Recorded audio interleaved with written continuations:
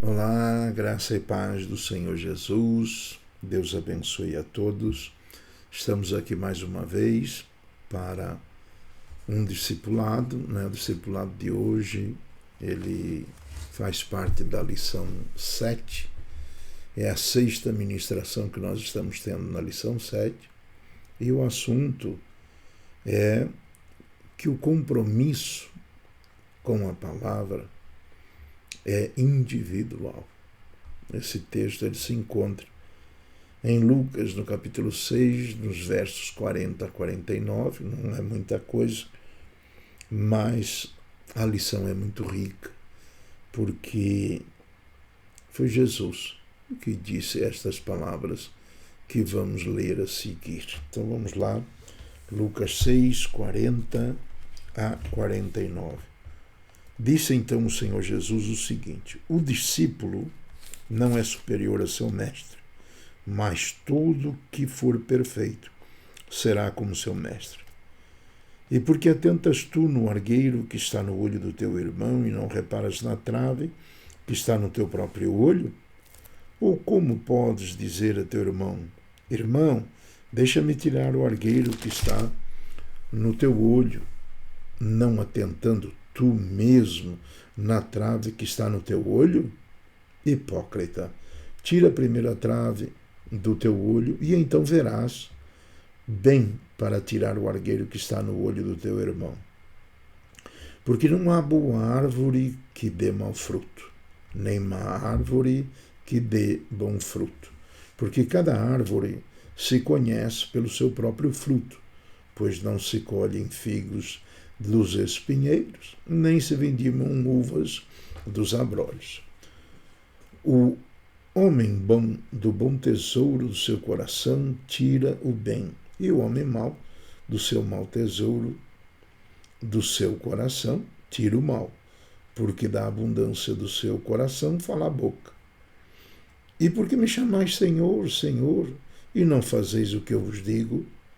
Qualquer que venha a mim e ouve as minhas palavras e as observa, eu vos mostrarei a quem é semelhante. É semelhante ao homem que edificou uma casa e cavou e abriu bem fundo e pôs os alicerces sobre a rocha. E vindo a enchente, bateu com ímpeto a corrente naquela casa e não a pôde abalar, porque estava fundada sobre a rocha.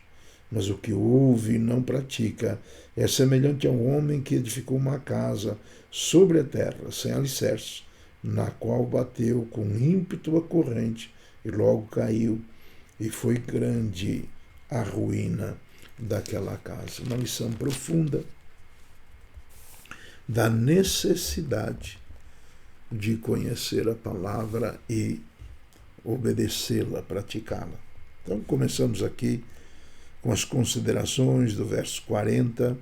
O Senhor Jesus então diz que o discípulo perfeito é igual ao seu mestre. Ele jamais vai ultrapassar o seu mestre, uma vez que ele mesmo é o mestre, Jesus. Jamais ultrapassaremos o nosso mestre. Mas ele diz que aquele que for perfeito será igual ao seu mestre. A verdade é que o Senhor está tratando aqui da necessidade de que os discípulos do Senhor sejam conforme a sua imagem, ou seja, sejam como ele, sejam santos, sejam humildes, sejam conhecedores profundos da palavra de Deus, sejam praticantes das mesmas obras que o Senhor Jesus. O texto, ele basicamente trabalha em cima disto, quando ele diz o seguinte, verso 41, e por que atentas tu no argueiro que está no olho do teu irmão e não reparas na trave que está no teu próprio olho? Ou seja, é necessário que a vida seja limpa, que nós sejamos obedientes à palavra, para que depois, com o conhecimento profundo da sua palavra, nós tenhamos a condição de poder ajudar, auxiliar o irmão ou o próximo, porque ali há conhecimento. Então, verso 42 ele diz, Ou como podes dizer a teu irmão, irmão, deixa-me tirar o argueiro que está no teu olho, não atentando tu mesmo na trave que está no teu olho? Hipócrita, tira primeiro a trave do teu olho, e então verás bem para tirar o argueiro que está no olho do teu irmão. Então, a questão de nós termos, vamos dizer assim, a responsabilidade de ajudar o nosso irmão a seguir retamente o caminho, ou o Evangelho, o caminho que Jesus nos ensinou, é real. Ou seja, nós temos esse dever de auxiliar. Mas para que possamos fazer isso, é necessário que, primeiro, tenhamos uma vida irrepreensível, porque não teremos autoridade para ensinar o nosso irmão ou corrigi-lo no seu trajeto desta vida, se nós mesmos não temos um bom testemunho para dar. Se não estiver capacitado, se não estiver sendo um discípulo real, qual é a autoridade que temos para chegar no outro e dizer, irmão, você precisa corrigir isso. Então, se eu não vivo isso, eu não tenho como dizer ao irmão, você tem que fazer isso. Não tem autoridade. Por isso que Jesus fala, hipócrita, tira a trave, tira aquilo que te atrapalha para realizar a obra que eu te entreguei. Né? Então, isso falando rapidamente. Verso 43, porque não há boa árvore que não dá, porque não há boa árvore que dê mau fruto, nem má árvore que dê bom fruto. Verso 44, porque cada árvore se conhece pelo seu próprio fruto, pois não se colhem figos de espinheiros, nem vindimam uvas de abrolhos. Ou seja, aquilo que é assim, pelo fruto se conhece a árvore, pelas obras. É a questão do testemunho que nós mencionamos agora há pouco. Se eu não tenho testemunho de um servo de Deus que honra o seu Senhor, honra o seu mestre, anda conforme o seu mestre ensinou, que autoridade eu tenho para falar? Então, ele nos ensina que, através da árvore, através do fruto da árvore, ele diz, olha, árvore boa dá bom fruto. Não tem árvore boa que dê mau fruto. Não existe isso.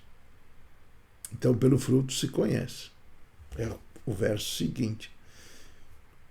Nós todos nascemos maus. Nós somos maus. O que é que nos torna uma pessoa boa? A palavra. A obediência ao Evangelho.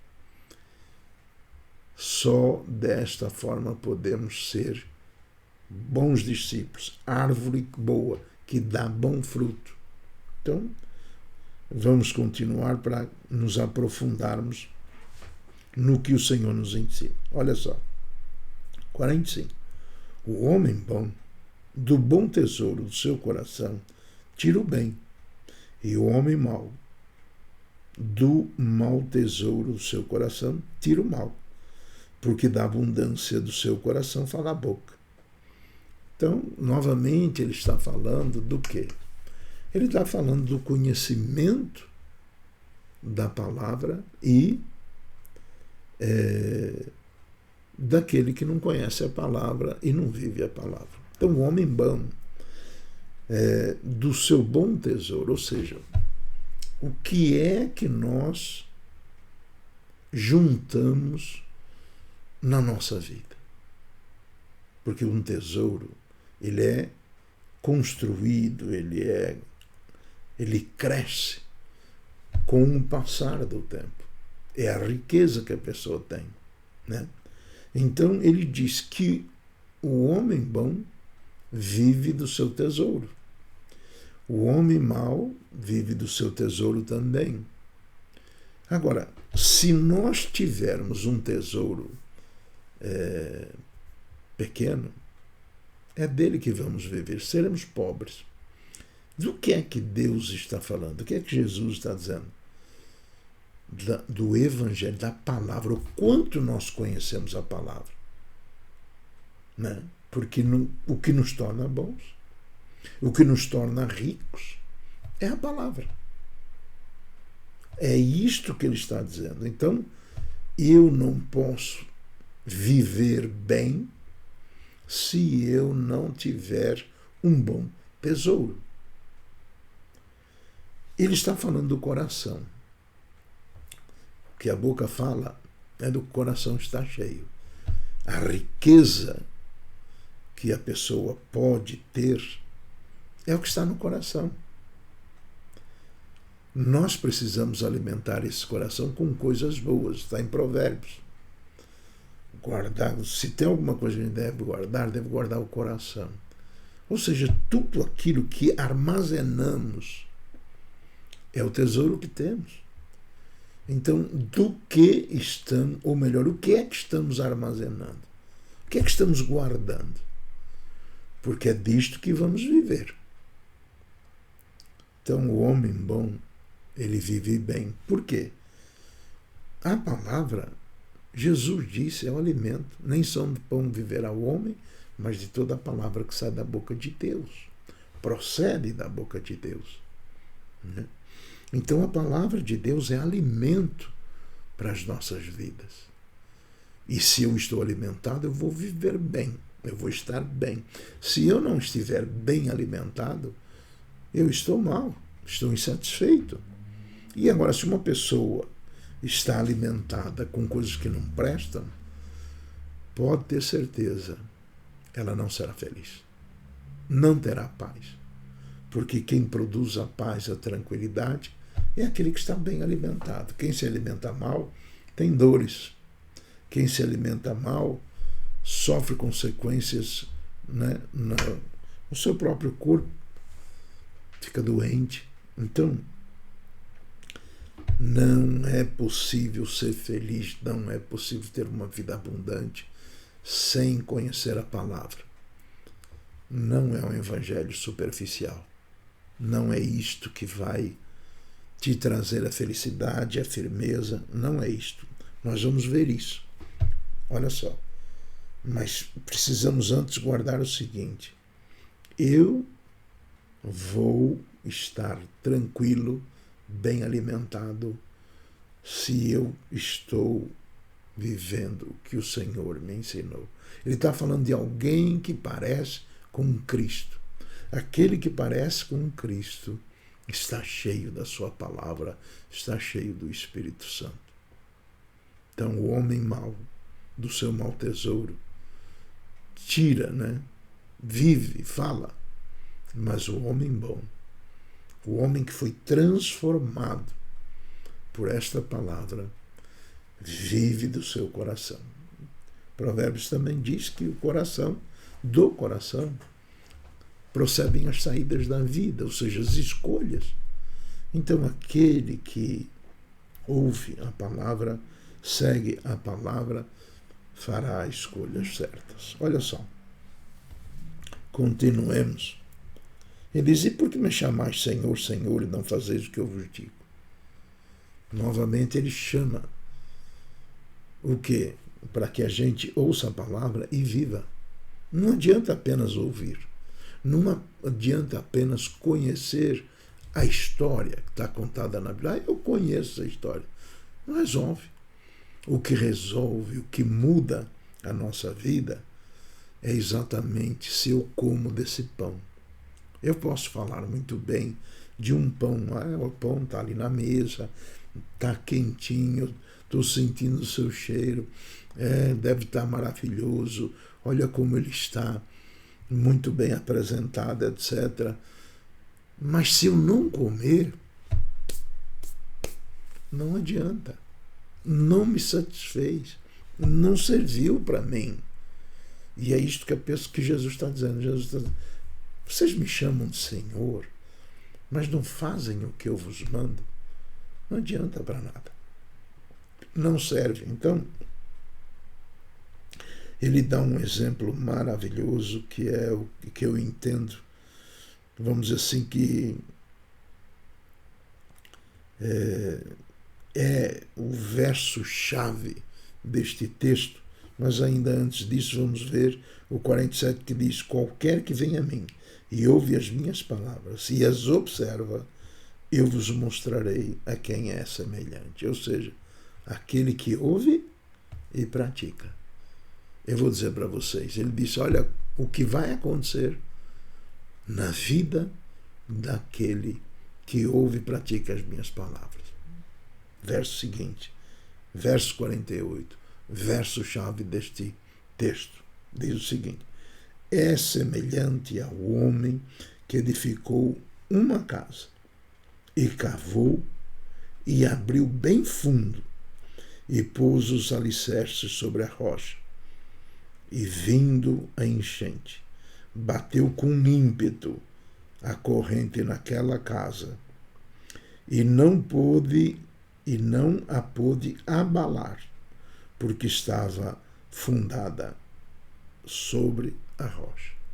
Então o Senhor está dizendo que o homem que conhece a sua palavra construiu uma casa, ou seja, é a família, não é uma construção. A casa é algo que está sendo usado para que nós tenhamos um entendimento. Uma casa não cai se está bem estruturada. E ele diz algo, porque a sabedoria de Jesus é impressionante. Então, as suas palavras, olha só, ele diz: edificou uma casa e cavou e abriu bem fundo. O que ele está nos ensinando? Se nós não cavarmos fundo no conhecimento da palavra de Deus, não teremos firmeza para viver o Evangelho como fundamento de vida. Não seremos felizes. Ele diz: e pôs os alicerces sobre a rocha. Ou seja, esta vida alicerçou o seu viver em cima do ensinamento que recebeu de Jesus, ou recebeu o Evangelho, não para conhecê-lo apenas, mas para conhecê-lo e usufruir dele. Aonde que esta casa encontrou rocha firme para se segurar? Não foi na superfície da terra, mas foi nas profundezas. Então, o Senhor está nos ensinando que conhecer o Evangelho superficialmente, ou viver o Evangelho superficialmente, não teremos bom resultado. Então, nós estamos falando, ele está falando aqui, daquele que fez a coisa certa, daquele que cavou, daquele que orou, daquele que foi e pediu para o Espírito Santo para lhe ensinar a palavra de Deus, para trazer a revelação da palavra. Este foi fundo, esse trabalhou, esse buscou em oração e buscou no conhecimento. Então ele firmou a casa dele sobre a rocha. Quem é a rocha? É Jesus. E por que rocha também? Porque o único meio da casa encontrar firmeza. Não existe firmeza se não vivermos a palavra, se não conhecermos ela profundamente e vivê-la, se não a tivermos como fundamento de vida. A rocha significa o quê? Firmeza. O único reino, ou seja, a única instrução, o único ensino, o único caminho que devemos viver é aquele que a palavra diz a respeito dela mesma, a lei perfeita da liberdade. Seremos livres, seremos abençoados, a nossa casa não cairá se nós estivermos bem alicerçados.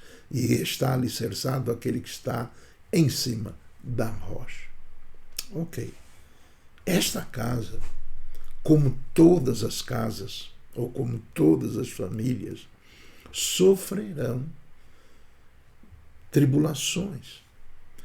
Porque quando ele diz aqui, e vindo a enchente, bateu com ímpeto a corrente naquela casa e não a pôde abalar. Ora, não é qualquer água. É uma água que bate com força, ou seja, são problemas, são dificuldades que vêm para abalar a vida do crente, abalar a família, abalar qualquer pessoa, crente ou não crente. Tem estes tipos de problemas que representam essas águas que vêm e batem de uma forma, vamos dizer assim, que é para arrebentar. Mas ele diz o seguinte, que aquela casa, mas nem se abalou. Nem se abalou. Porque estava fundada sobre a rocha. Esse texto me faz lembrar quando o profeta disse, olha, se o fruto da oliveira mentir, se as vacas não estiverem no pasto, se não tiver ovelhas, não tiver leite, se não tiver nada, ainda assim me alegrarei no Senhor. Por que ele se alegrará no Senhor?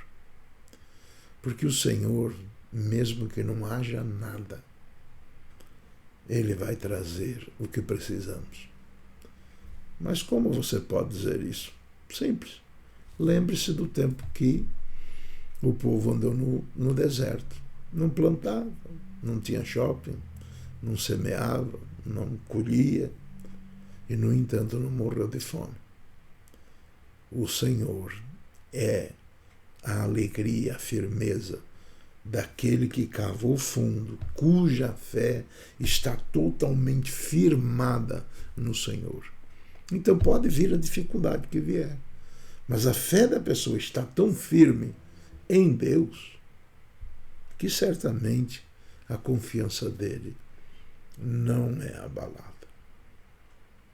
Porque ele sabe que papai não deixa o filho sem o alimento, sem o que se faz necessário. E depois vem o verso 49, que é o contrário.